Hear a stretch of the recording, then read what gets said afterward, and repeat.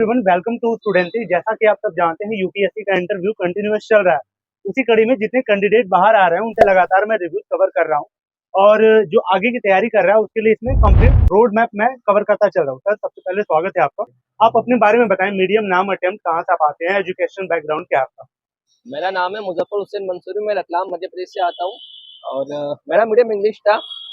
मेरा optional geography है। ये मेरा चौथा अटेम्प्ट था, सेकंड इंटरव्यू है। लास्ट टाइम में कुछ नंबर से रह गया था। देन अगेन मालिक ने मौका दिया, यहाँ तक पहुंचा हूँ तो होपफुल हूँ आगे भी जाऊंगा। ओके सर, जब आप इंटरव्यू हॉल में जाते हैं पहले तो आपके दिमाग में क्या चल रहा था, और जो चल रहा था वैसा ही कुछ हुआ या फिर सिचुएशन अलग थी। सबसे पहले तो जब आप पैनल में बैठते हो तो आपको ये लगता है कि पैनल किसका है, क्योंकि बहुत सारी स्टोरीज चलती है कि ये पैनल नंबर कम देता है, पैनल नंबर ज्यादा देता है। हाँ। तो मैं भी उसमें था यार, पैनल का पता चले किसका पैनल है। हाँ। तो जब मेरा नंबर आया, मेरा सेकंड नंबर था ऑर्डर में, जब मैं जाने लगा तो उन्होंने बताया कि मैम का बोर्ड है। तो मुझे लगा अच्छा, मैम तो अच्छा पूछती, हंस के रहती, बढ़िया। तो मैं खुश हो गया। तो मैं वहाँ जाके बैठा तो ठंड लगने लग गई मुझे, एंजाइटी थी, तो एंजाइटी रिफ्लेक्ट हो रही थी। उसके बाद सोच रहा था क्या बोलना है क्या नहीं बोलना है, और इतने नंबर आ गया। मैं गया और जाते मैडम ने बोला बैठ जाओ और चालू हो गई। तो मैं सोच रहा था विश कब करूँ उन्हें। अच्छा, तो क्वेश्चन कैसे स्टार्ट हुए, जो आपके डेप्थ से या फिर करंट से क्या था। डेप्थ से कम था मेरा, रेदर देन जनरल इंपॉर्टेंस से था। कुछ क्वेश्चन अगर रिकॉल हो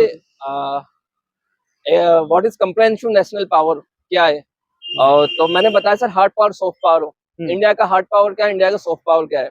ओके। देन इंडिया यूएस की रिलेशनशिप कैसी है। देन उन्होंने पूछा कि पोस्ट ऑफिस को हमें हटा देना चाहिए ऑल टुगेदर कि क्या करना चाहिए, वो अकॉर्डिंग टू क्या है। उन्होंने पूछा रियल जीडीपी और नॉमिनल जीडीपी क्या होती है, जीडीपी इन जनरल क्या होती है। ओके, आज की सबसे बड़ी बात प्रीलिम्स है, जहाँ पे कि हिंदी माध्यम का छात्र ज्यादातर फिल्टर हो जाता है। तो प्रीलिम्स के लिए आप की रणनीति क्या रही है, और क्या कुछ ऐसे पैरामीटर हैं कि ये आपको फॉलो करने ही चाहिए प्रीलिम्स के लिए। बेसिक्स बहुत इंपॉर्टेंट है और आपके कोर पे पकड़ होना चाहिए। कोर सब्जेक्ट जो है आपके मतलब जो बदलेगा नहीं, एनसीईआरटी बेसिक्स है वो अच्छी होना चाहिए। सेकंड ये है कि जो भी सब्जेक्ट आप लगा जिसका वेटेज ज्यादा है, polity, economy, science and tech, environment, geography, इन 5 पे जो है आपका स्टैटिक बहुत अच्छा होना चाहिए। Then comes to current affair. Current affair पे कम से कम समय देना चाहिए, मुझे ऐसा लगता है। आपकी अप्रोच क्या रही है इन सबको लेके, जो आपके कोर पिलर हैं सब्जेक्ट वाले, उनकी अप्रोच क्या थी। स्टैटिक मैंने अच्छा करा सबका, और स्टैटिक अच्छा करने के लिए मैंने पीवाईक्यूज देखे। कितने साल का आपने पीवाईक्यू किया होगा लगभग। पीटी के लिए मेरा 25 साल का पीवाईक्यू है। मेंस के लिए मैंने 10 साल का पीवाईक्यू करा है, और इंटरव्यू के लिए मुझे एक्सपीरियंस था पहले का, तो मैं थोड़ा रिलैक्स था। ओके, आंसर राइटिंग के ऊपर आपकी अप्रोच क्या थी, साथ ही कितने साल का आपने वो, एक्चुअली आपका रिसोर्स क्या रहा है आंसर राइटिंग को लेके, कीवर्ड वगैरह कैसे प्लेस करते थे, थीम कैसे एनालिसिस करते थे आप। 10 साल तक जो रहता है, मतलब 10 साल की पीवाईक्यू देखो, उसमें थीम्स रिपीट होती है, कंटेक्स्ट बदलता है। ओके। फॉर एग्जाम्पल एग्रीकल्चर एक थीम है, एग्रीकल्चर पे पूछेगा कि एग्रीकल्चर में इश्यू क्या है, सॉल्यूशन क्या है और वे फॉरवर्ड क्या हो सकता है उसका।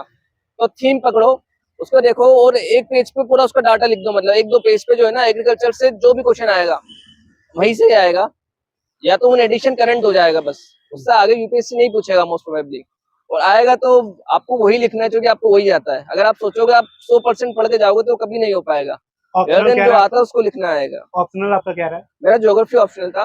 कितना टाइम लिया वो। ज्योग्राफी बहुत डाइसी है, क्योंकि करंट में बहुत ज्यादा अपडेट होता रहता है। लेकिन जैसे कि मेरी पकड़ अच्छी है, क्योंकि मैं सिविल इंजीनियर हूँ, और ज्योग्राफी ऑलमोस्ट मैंने फाउंडेशन करा पहले 6 महीने का। देन मैंने उसके पीवाईक्यू देखे, पीवाईक्यू क्या आ रहा है, तो मैंने देखा इसको मेरे को लिखना कैसे और सब्जेक्ट की डिमांड क्या है, तो मैं सब्जेक्ट की डिमांड के हिसाब से लिखने लगा। आपके प्रिपरेशन में, क्योंकि आपका अटेम्प्ट थोड़ा, आपने बोला चौथा अटेम्प्ट है मेरा, तो सेकंड इंटरव्यू है। ठीक है, आपकी फैमिली का क्या रोल रहा है इस पूरे जर्नी में। मैं कभी कभार क्वेश्चन करने लग जाता, होगा नहीं होगा, तो मेरी माँ कहती है कि मतलब यहाँ तक पहुंचे तो आगे भी होगा, क्योंकि यहाँ तक मैंने कभी सोचा नहीं था, तो यहाँ तक पहुंचा हूँ तो आगे भी होगा, ये उम्मीद है। क्योंकि मेरा जो बैकग्राउंड रहा है, मैंने डिप्लोमा करा 10वीं के बाद, डिप्लोमा के बाद इंजीनियरिंग करी, तो यहाँ तक मैं सोचा नहीं था कि यहाँ तक पहुंचूंगा। कहाँ से आते हैं आप। मैं रतलाम मध्य प्रदेश से आता हूँ। मध्य प्रदेश से, ठीक है सर। ये रैंक जो डिसाइड होती है आपकी ऑप्शनल, एथिक्स और एसएस होती है ज्यादातर, तो इन तीनों की अप्रोच आपकी क्या माइंड फ्रेम कुछ था कि इतने टाइम तक मुझे इन तीनों को कर लेना, उसके बाद रिवीजन वगैरह के लिए लास्ट में करना है। और जब आप रिपोर्ट क्या रहे ये भी बता प्रीलिम्स के लिए आप जनवरी फरवरी में स्टार्ट कर देते, फरवरी मैक्सिमम, हम्म, फरवरी तक आपका ऑप्शनल कंप्लीट लगभग एक रीडिंग हो जानी चाहिए, ताकि आपको ऑप्शनल कंप्लीट रहे। इन एडिशन आप या तो एथिक्स कर लो, या एटलीस्ट ऑप्शनल तो होना ही चाहिए आपका कंप्लीट, तो आपको बहुत एज करता है आगे एक्सेल करने में। ओके, नोट्स को लेके और एनसीईआरटी को लेके और स्टैंडर्ड बुक और किसी कोचिंग के नोट्स कितना बेनिफिशियल है अपने नोट्स बनाने में? ऑप्शनल के लिए मैंने कोचिंग करी थी शब्बीर सर से, और मुझे लगा है कि मतलब शब्बीर सर की कोचिंग काफी मतलब बेनिफिशियल रही मुझे, और वो प्रेडिक्शन काफी अच्छी करते हैं, और वो बताते हैं कि लिखना कैसे है, आपको स्कॉलर नहीं बनना है, आपको एग्जाम पास करनी है। स्कॉलर प्रोफेसर बनते हैं, you are a student and just भी एग्जाम पास करने के लिए लिखो। ऐसा नहीं कि हमें बहुत अच्छा लिख के आना है, हमें ऐसा लिख के आना है कि सामने वाले को समझ में आए और लगे कि मतलब आपको पता है उसके कॉन्सेप्ट। ऐसे करी तो ऐसे ही के लिए लास्ट टाइम मेरा सिलेक्शन ऐसे ही नहीं रुक पाया था, तो इस बार मैंने काफी इम्प्रूव करने की कोशिश करी। जो थीम्स आ रही थी, फिलोसॉफिकल कोट्स आ रहे थे, उनको मैंने देखा, मतलब कि इनको कैसे इंटरप्रेट कर सकते हैं मल्टीपल वे में, और कैसे मैं अप्रोच कर सकता हूँ आगे, कैसे को फ्लो में ला सकता हूँ, कैसे कंक्लूड करना है, कैसे स्टोरी में एनेक्डोट डालना है, कैसे गवर्नमेंट के स्कीम्स यूज करना है। ओके, सबसे बड़ा क्वेश्चन आपके लिए और एस्पिरेंट की तरफ से मैं आपसे पूछना चाहता हूँ, यूपीएससी का सिलेबस बहुत बड़ा है, इसके लिए माइंड फ्रेम क्या होना चाहिए पूरे साल का? सबसे अच्छा है कि आप साथ में तैयारी करते रहिए पीटी मेंस की, और मेन टाइम आप मेंस को दीजिए। लेकिन जब फरवरी आ जाता है, फरवरी फर्स्ट वीक या फिर मिड ऑफ फरवरी, आपको स्विच होना चाहिए प्रीलिम्स के लिए, क्योंकि जब तक आपका प्रीलिम्स नहीं निकलेगा आप मेंस के लिए एलिजिबल नहीं हो पाओगे। तो मेरा ये था कि मैं फरवरी मिड या फिर फरवरी तक जो है पीटी में लग जाता था, उससे पहले मैं इक्वल टाइम देता था।